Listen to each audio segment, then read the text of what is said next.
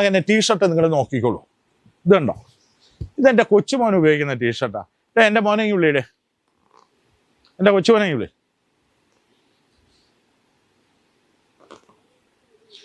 വാ മോനെ ഒന്ന് കാണട്ടെ. ഇങ്ങ് വാടാ.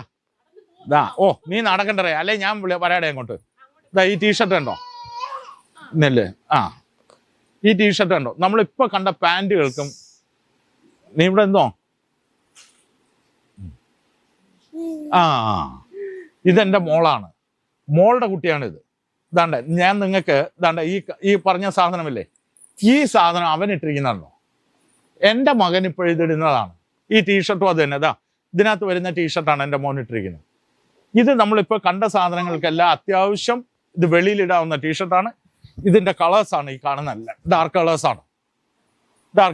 ഇനി വാടാ ചോദിച്ചപ്പോൾ, ഇനി വാടാ മോനെ.